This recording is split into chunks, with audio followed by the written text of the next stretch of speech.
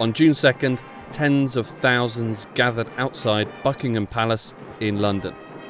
Some waving Union flags, while others were adorned in them head to toe.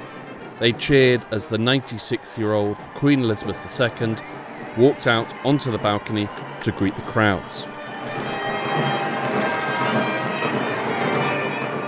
On Friday, she marked 70 years as the head of state, making her the longest reigning monarch in British history. With this momentous milestone, royal fever has hit new heights. Incredibly proud, of what we have as a nation, and I think it's terribly important. I think the royal family bring a huge amount, to the country, to the Commonwealth, and long may it continue. While much loved by large amounts of the public, the Queen's role in British society is largely ceremonial. She wields no real power and is bound to the decisions of her government. But in the Middle East and North Africa, absolute monarchies persist, with kings holding immense sway over the direction of the country and its subjects. In a world where ruling monarchies have been cast aside in favour of democratic forms of government, how have they remained in the Middle East and North Africa? And what does the future hold for them? My name is Hugo Goodridge. Welcome to the New Arab Voice.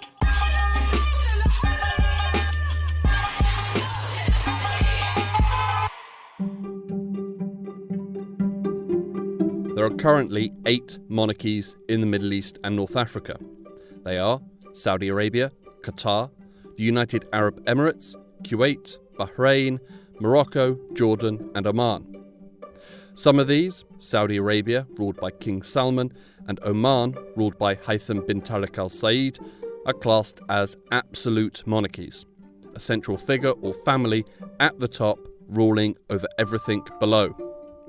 Others, Kuwait, with Emir Nawaf Al Sabah, Jordan, with King Abdullah II, and Morocco, with Mohammed VI, are recognised as constitutional monarchies, while the remaining, Qatar, with Sheikh Tamim Al Thani, the UAE with Mohammed bin Zayed, and Bahrain with Hamad bin Al Khalifa, are a mix of both.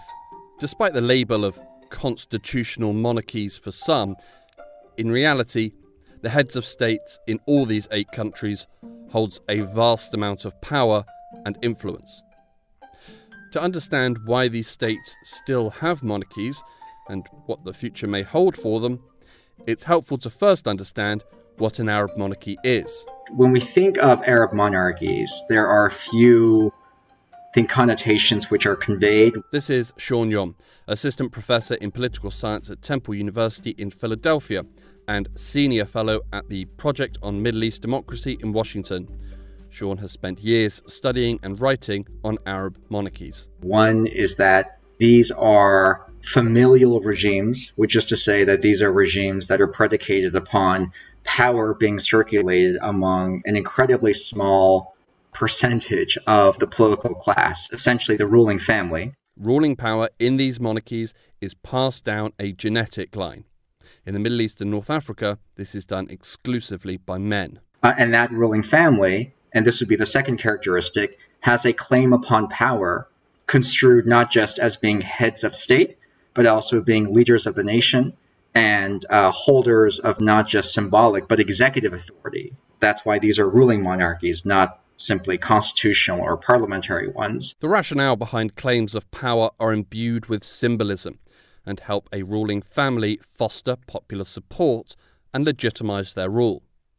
The form that this symbolism takes varies across the region. That symbolism can be based on the past. In the cases of the Alawite monarchy of Morocco and the Hashemite monarchy of Jordan, one important pillar, for instance, is the putative descent of these ruling families from the Prophet himself, which is why these families are unique among all the families of the Arab world.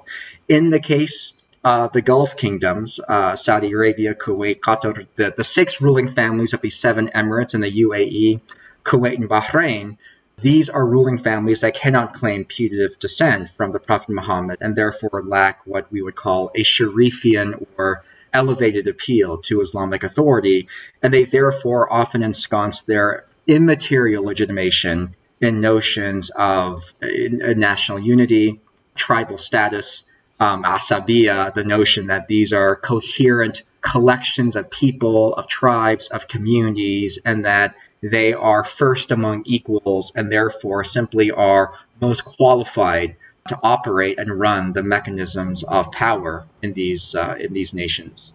For these ruling families, history and symbolism is crucial to their claims, either a historical tie to the Prophet Muhammad or historical tribal claims that put them above their peers, and are used in a way to legitimize their rule through what Sean describes as non-performance-based criteria. And by non-performance, I mean, if you think about how democratic governments justify their continued electoral success, they would say, well, we've grown the economy, right? We're really good at foreign policy.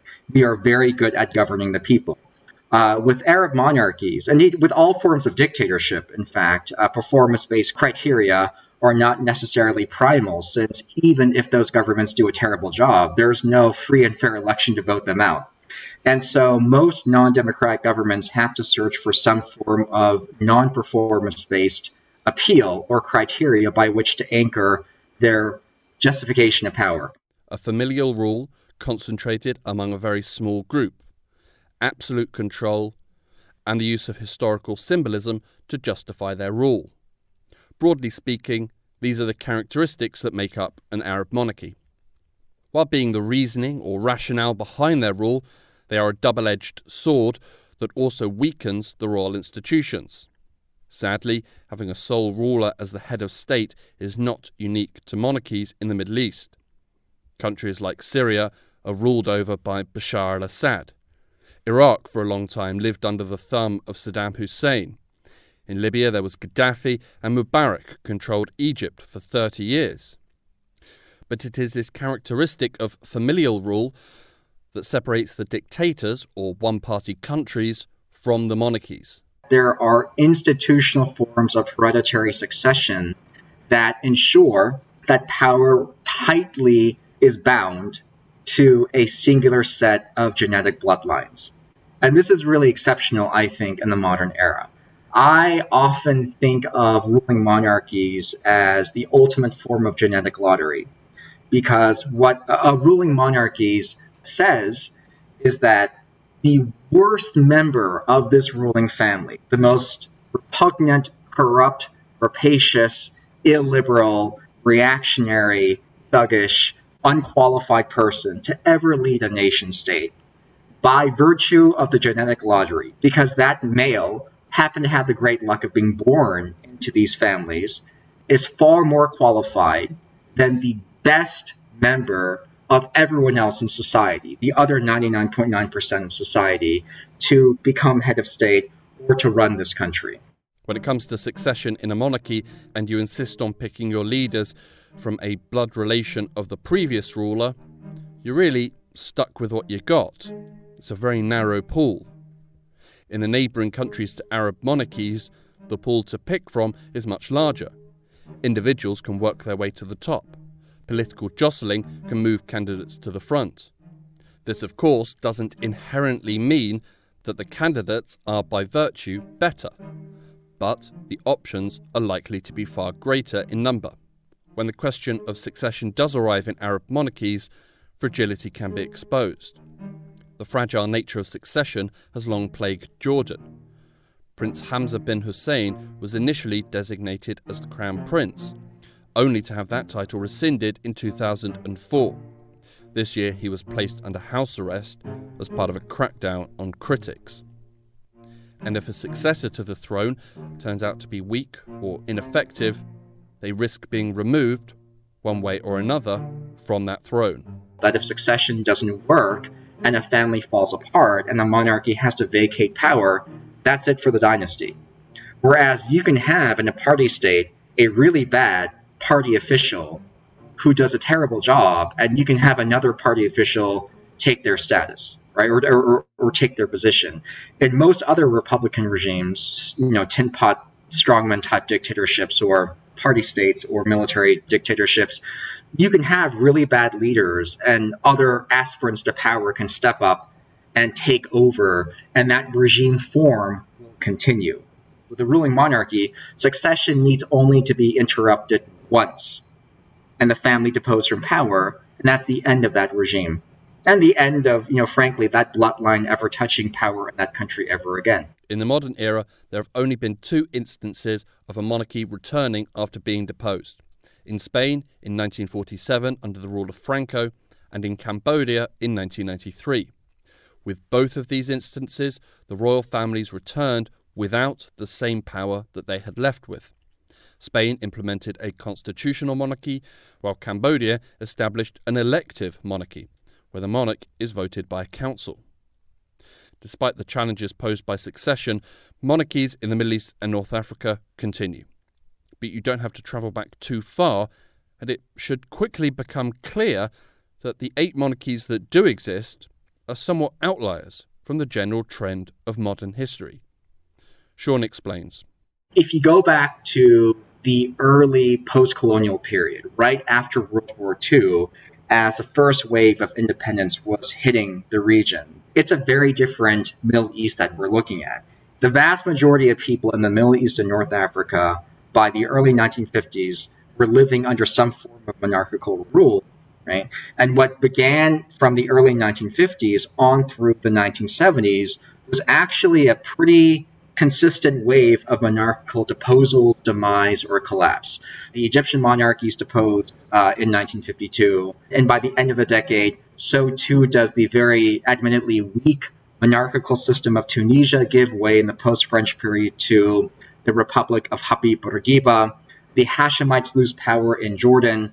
Go into the 1960s, you find the Mutawakkil monarchy of North Yemen losing power as well. And then you find the Libyan monarchy losing power in the late 1960s. And then go into the 1970s, and then the Pahlawis lose power in Iran, in the Iranian Revolution. The 8 remaining monarchies are survivors. As storms of independence hit the region in the wake of retreats by colonial powers, they continued. So how were they able to survive when so many others fell to the pressure of people and movements? For a number of reasons. I mean, one, is the luck of geological draw.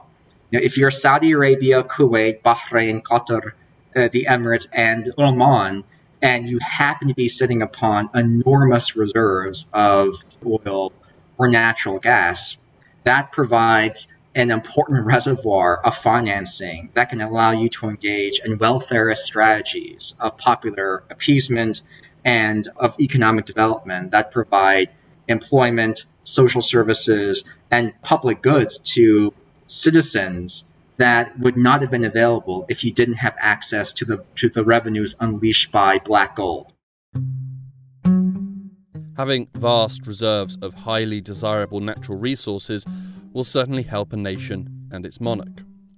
The money derived from sales can be used to fund government jobs, ensure high levels of employment, build and support public infrastructure such as water and electricity, fund education, healthcare, support welfare benefits. But the trick for these monarchies is they actually have to provide these services. Just having large amounts of natural resources isn't enough. It didn't help the Libyan monarchy, the Iraqi monarchy, nor the Iranian monarchy, all oil-rich countries. I think what distinguishes the ways that the 6 Arabian Gulf kingdoms, how they use their hydrocarbon wealth today versus the past, is that monarchies are not static regimes like all other forms of non-democratic regimes. I think they scan the political field. They do their best to understand the regional terrain. I think they very much understand that they're the last of their kind. Right? Ruling monarchies around the world are nearly extinct. Outside the Middle East, there are only 2 others which are left. I think these are regimes that learn from the past and understand that in order to persist, they have to distribute, or rather redistribute, and deploy that hydrocarbon wealth more strategically. A top tip for aspiring monarchs. If you want to keep being a monarch, make sure the people you rule over are provided for. But what if you're an aspiring monarch who doesn't have the good fortune of sitting on an ocean of oil? What if you're Jordan or Morocco and you want to ensure your survival? In the Moroccan and Jordanian case, I think foreign support is much more important, as these are kingdoms that do not have access to fungible hydrocarbon wealth. And so they are much more dependent upon external aid and international assistance. In the Jordanian case, for instance, we have a Hashemite monarchy on the throne that operates a regime that receives, on average, from the U.S. alone, $1.1 to $1.3 billion a year, which makes Jordan one of the highest per capita aid-receiving states in the entire world. The Moroccans have a slightly different configuration. They are less dependent upon foreign aid, although they still receive a significant stream of development assistance from Europe and multilateral donors, but they welcome much more multilateral investment strategies and co-partnerships with foreign donors and multinational firms and foreign governments like the Saudi government that infuse that political economy with external capital as well. So foreign support is, I think, much more important to Morocco and Jordan than it is for the Arabian kingdoms. Although for the Arabian kingdoms, their external security is also guaranteed by the United States still today, so that can't be underplayed. I want to welcome back to the White House a good, loyal, and decent friend, His Majesty, and we've been hanging out together for a long time. So welcome. Thank you. Ensuring foreign support is the second survival strategy employed by Arab monarchies. And there is a final survival strategy that requires neither colossal oil deposits nor a reliance on foreign aid and support. It's adaptation. Unlike previous generations, those who currently live under the rule of a monarchy know and understand that other forms of government exist, whether they be democratic or not. It also can't go unnoticed that living in an absolute monarchy is not typical, nor is it in high demand. While tens of thousands took to the streets of London this week to see Queen Elizabeth II, you'd be hard-pushed to find those in the UK who want to see a return to absolute monarchy. Ruling monarchies in the Arab world today, not all of them, I would say, most of them, have tried to adapt to the times. They've tried to co-opt and traffic in the language of liberalism, of enlightenment, and of political rights that were alien to most of their political lexicons just a generation ago. I think that there are many examples of this we can see in the region. Think about, for instance, the co-optation of the women's rights movement that the Alawite monarchy undertook in the early days of King Muhammad VI's reign in the early 2000s. Think about the quasi-democratic reforms that the Jordanian monarchy frequently promulgates. Those reforms never end up to do much at all. They certainly are not designed to democratize the kingdom by shifting power away from the Hashemite monarchy to the elected parliament, which remains today largely toothless, but it shows that the monarchy understands that the language of democracy and the conceptual terrain of liberalism is one that it must traffic in repeatedly to anchor and justify its legitimacy, which is not something it had to do a generation ago. I think we see resonances of this co-optation, of this lip service to the language of things like egalitarianism, of democratization, of pluralism, of liberty, etc., in some of the Arabian Gulf kingdoms as well. I mean, MBS certainly understands this in Saudi Arabia. He never promises democracy, but he has promised a remarkably less constrictive and more pluralistic kingdom where more ideas which are expressed in the public will be tolerated than in the past. Using wealth from natural resources, the support and aid of foreign governments, and at the very least making notions of liberalisation and enlightenment, monarchies are surviving. These same tactics helped monarchies survive the Arab Spring in 2011, with the exception of Bahrain, who opted for a much more violent path. But just surviving isn't a wholly sustainable model. In the future, they will likely have two options. These two options were laid out in 1968 by American political scientist Samuel Huntington in his book Political Order in Changing Societies. He called this choice the King's Dilemma. And the King's Dilemma, as Samuel Huntington described, was the following. In the modern era in which colonized territories were becoming newly independent nation states, that ordinary people having access to radio and television were now being exposed to ideas they could never have accessed before. And the language and lexicon of democracy and enlightenment was no longer the purview of a narrow Western elite, but could circulate freely across the world, particularly to formerly colonized peoples who were selecting new forms of government. Given all these new parameters after World War II, what future did ruling monarchies have back then? The king's dilemma was the following. A dynastic despot had two choices. They could do nothing and almost surely therefore face reactionary backlash in the form of a military coup or a mass revolution that deposed them entirely, or they could promise immediate political reform, gradually and incrementally providing more and more space for their societies to breathe and to exercise a greater amount or scope of civil liberties and freedoms. The years would go by, those peoples would clamor for more and more space to breathe, and in the end, they would legislate themselves out of a job and become nothing more than constitutional monarchies that symbolically have some presence in the nation state, but no longer sit at the towering heights of the state and hold authoritarian power. Free to reign, but not to rule. Given the two choices, gradually allowing more and more space for civil society until a point is reached where they could retain the respect of the populace and at least some of the trappings of a king, isn't a terrible choice.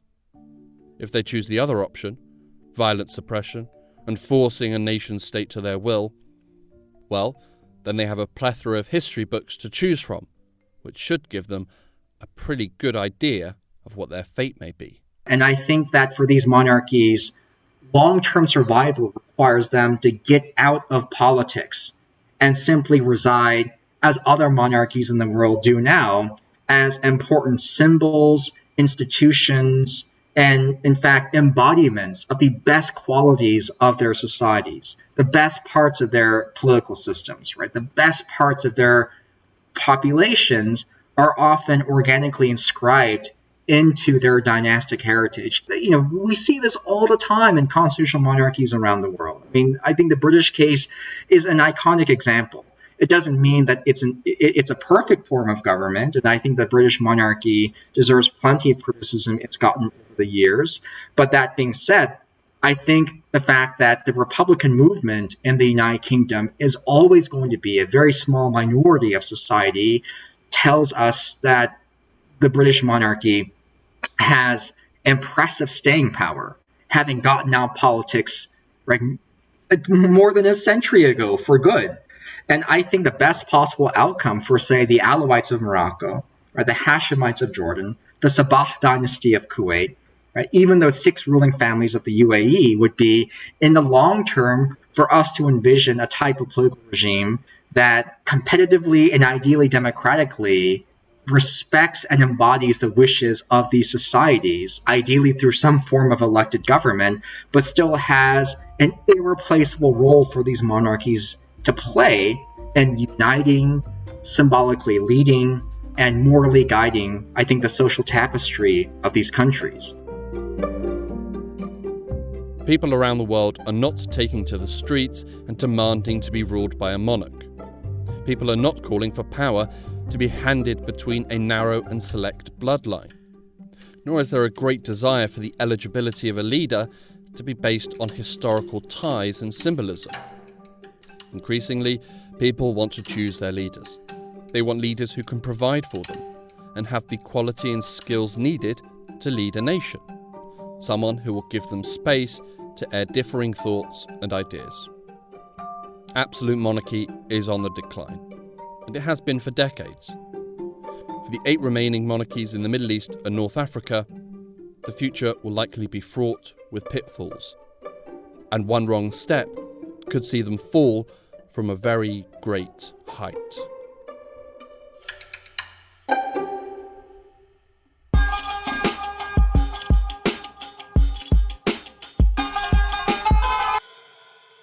And now, reporter Lise Mouvet with part 2 of her special report from Calais.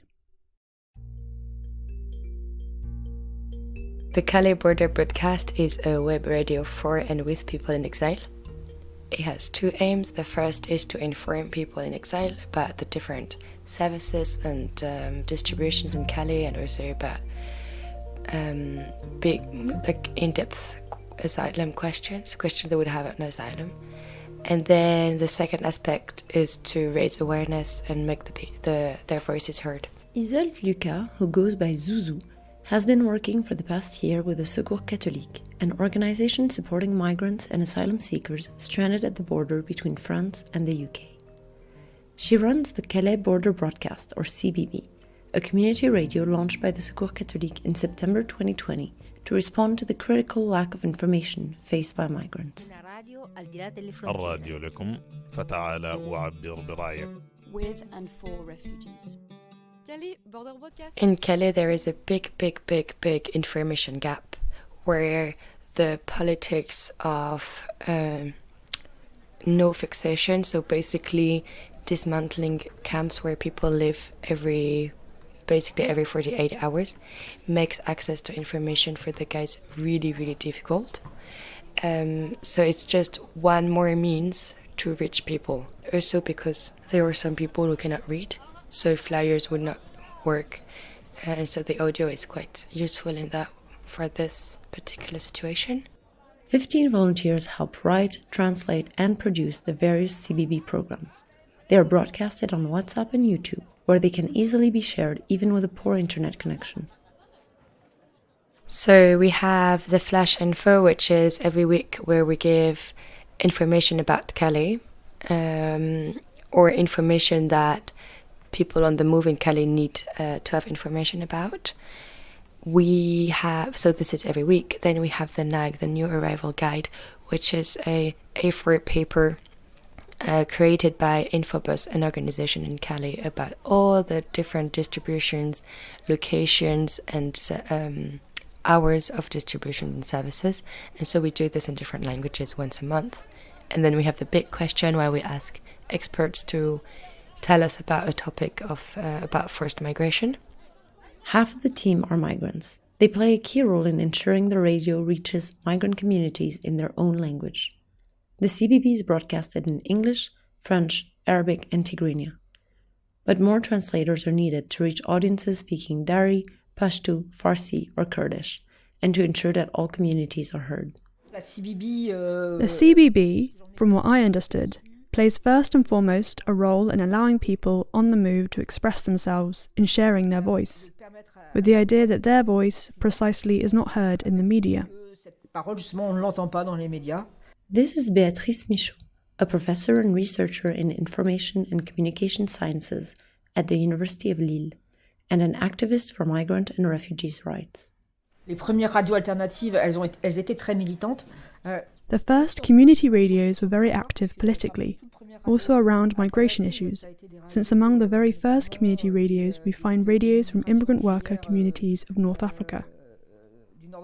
They were also trying to give a platform to these men and women who were completely invisibilized in public spaces and media. I asked Beatrice why radio is so popular among activists and marginalized communities. The fact that it relies on voice and in the end invisibilizes the body, this helps resolve a lot of issues around one's position, posture, anonymity, about what I show about myself when I speak out, what I risk if I speak out. Images and TV are totally avoided here by most people on the move, simply because it represents a legal risk, a security risk for them. When speaking out in front of a mic, being invisible and unrecognizable, this allows them to share opinions, advices, emotions, without taking this risk. These opportunities to speak out are often joyful occasions. We had a beautiful moment this year. I think it's one of the moment I will remember the most about the radio in Calais. It's when we put the radio table outside in the Secours Catholique Day Center, and we were doing an open mic. والآن الحمد لله داخل الكاثوليك كل الكاثوليك ترحب بك ونتمنى لك هابي داي يوم سعيد جقدوي. And I was a bit stressed. I was thinking like, oh, no one is coming. It's not going to work today. And then Mohammed, I would call him Mohammed. Mohammed came and sat there and started just started calling out people for them to come and sit with him. And so this man arrived, Basil, and he was Syrian. So we had this Sudanese interviewer interviewing Basil, who was from Syria. And it was a beautiful moment to see those two communities getting together.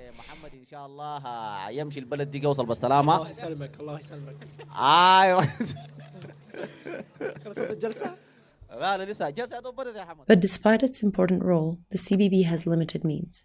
With such a small team, sharing verified news in 4 languages on a weekly basis is challenging. Sohail, a Sudanese refugee in Calais, tells us about his experience of the radio. At the moment, I don't listen to the radio because I feel that the news come a bit late. Every week, it talks about the previous week. From our point of view, some of it isn't useful because it doesn't come at the right time. Sometimes they publish information that I've already heard. There are people in the jungle who have information before the radio publishes it. The CBB also struggles to reach a wide audience in the context of Calais, where volunteers and migrants are always on the move. Over 250 people receive the weekly news on WhatsApp, and over 700 people follow the channel's Facebook page. But this is still small compared to the 2,000 migrants stranded on the northern French coast. In most cases, they say things that are meant to reach the migrants. But if the migrants don't listen to the radio, how will they know? If the refugees don't even know there is a radio. Despite these challenges, the CBB has become a crucial means to quickly share information with the community of migrants and volunteers. What is good when they share information about how to find clothes, how to find items, how to go there? All of this is on the radio. For example, two months ago, we did a big question on safety at sea, and it was really, really appreciated by the guys. And we did it in more than 10 languages, because we really believe the big question is a program that really can save lives. Such programs also help raise migrants' awareness about their rights and create a safe space where pressing questions on health, safety, and rights can be raised. A recent announcement by the British government has had many worried. So from today, our new migration and economic development partnership will mean that anyone entering the UK illegally, as well as those who have arrived illegally since January the 1st, may now be relocated to Rwanda. Now that there are all this concern about what the UK is going to be doing with the asylum seekers, the guys are not sure who to trust, what newspapers, who says what, because it's quite, we all struggle to have information we trust. And so they have a big trust in this radio we have. At heart, the CBB is a true community radio, designed with, by, and for its listeners. What makes it special, but also so challenging to produce, is their diversity. Volunteers, priests, migrants, the elderly and the young, people who hail from dozens of countries, speak different languages, and practice different religions.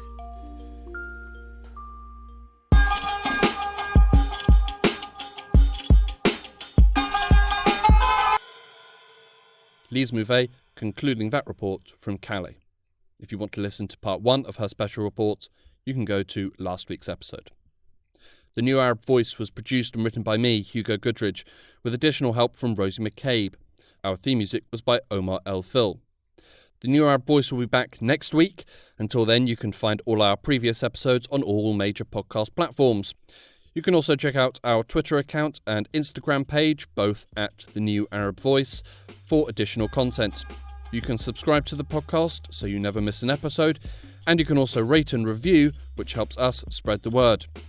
Don't forget to follow The New Arab on Facebook, Twitter and Instagram for all the latest news from the region.